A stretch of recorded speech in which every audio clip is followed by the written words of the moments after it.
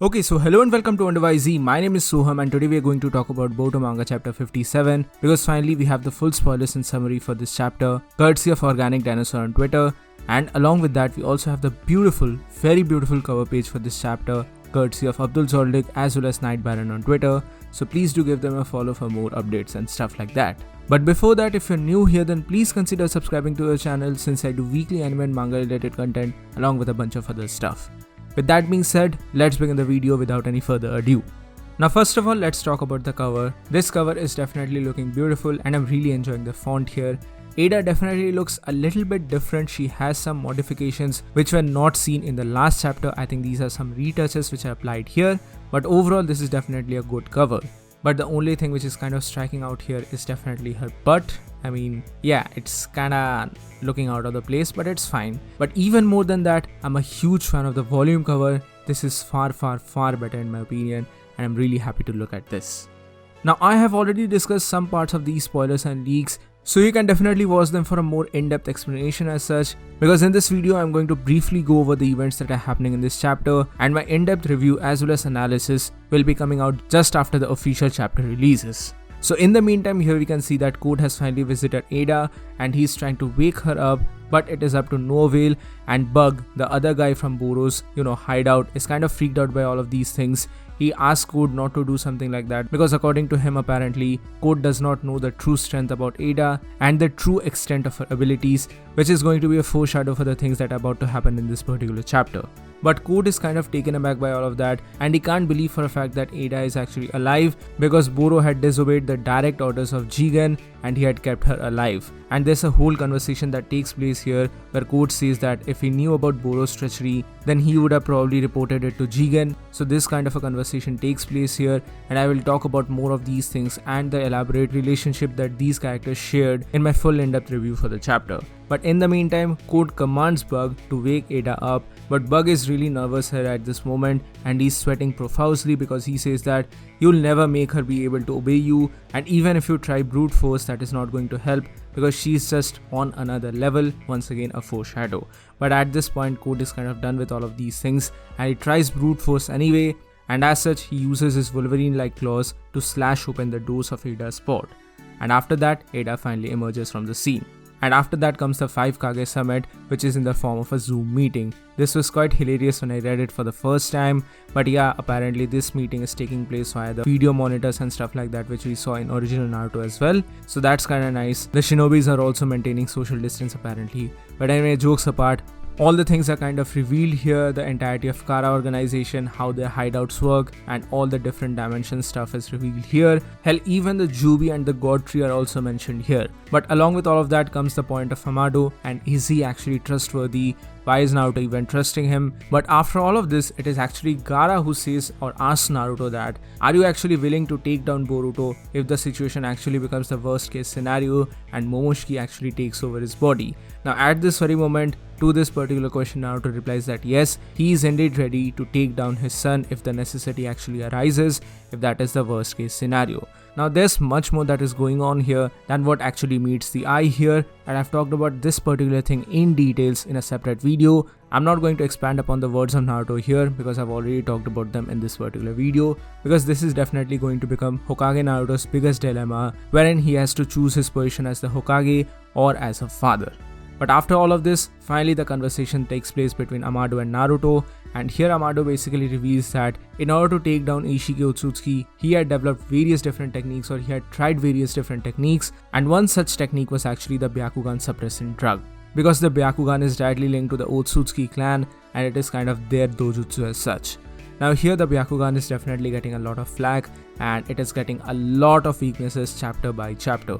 So that is something which kinda irked me. I'm not really a huge fan of the Byakugan from the very first days of Naruto itself, but still it was supposed to be one of the strongest dojutsus and it's just getting the short end of the stick.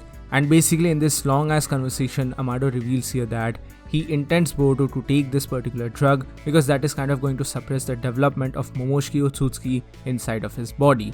But this is not a permanent solution, this is only a temporary solution because this is going to have heavy side effects from loss of visual acuity to even in the worst case scenario death itself. Also, Amado reveals here that he had a daughter who had actually died 12 years back, and that is probably going to become a plot point for the future of the series, so please keep that in mind. And even though Naruto does not truly trust Amado at this point, because why would anyone even willingly trust an enemy, an ex-enemy as such, but here basically Naruto does not have anything else to do, he is totally powerless in a situation like this, and as a last resort he definitely has to rely upon Amado and this drug that he is giving him. But still things are definitely looking dubious, and Amado is definitely having some sort of a secondary motivation behind all of these things. Now next, finally, the most important part of this chapter arrives, and that is in relation to none other than Ada and the conversation that she has with Code as well as Buck.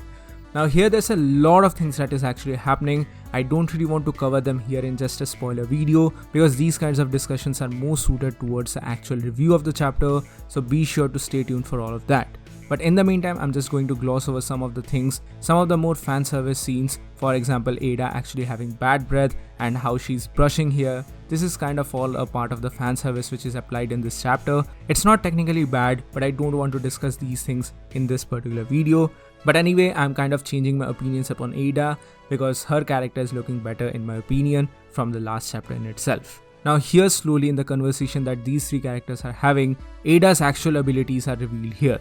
The first one is Senrigan, which is in turn inspired by a Chinese mythological character or Chinese mythological deity, but there's a substantial difference here because this deity called Quinlian is actually having the power of clairvoyance, but that is not truly the case with Ada as she is not able to see the future.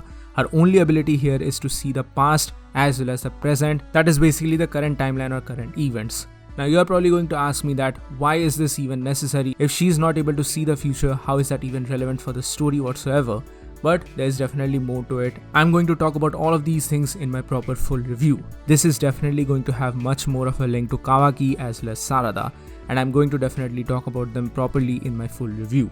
But along with that, a limitation to her power is that she can actually only see up to the point of her birth, she cannot see beyond that. Now a big question here is that when was she actually born here? But that is obviously not revealed in this chapter, that is up to the guess of the readers. And in the meantime, her second ability is also revealed here, which is kind of stealing the heart of the other person. One of the most important things that happened in the first half of the chapter is that Code actually tried to kill Ada with the help of his Wolverine-like claws, but he was not able to do it. Even though he was holding her upper half of the body, his claws were not able to pierce her body. It was as if he was feeling totally powerless, and that is totally because of Ada's second ability, which kind of steals the heart of men and women alike, and they kind of become her love slave as such.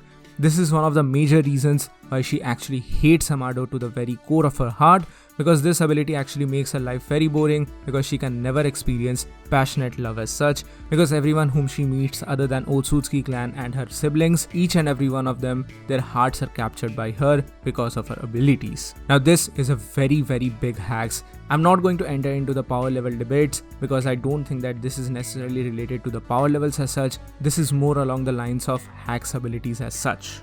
And lastly, here is a pretty hilarious conversation that takes place where Ada reveals that she actually saw the death of Ishiki Otsutsuki and how awkward it looked and how his soul was wandering about whining that he lost his battle.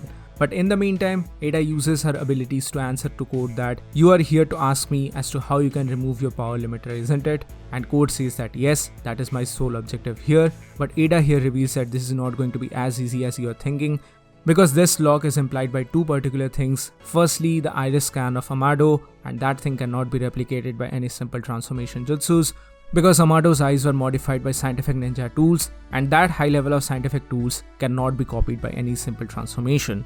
He has to either force Amado out of Konoha or he has to gouge out his eyeball as such.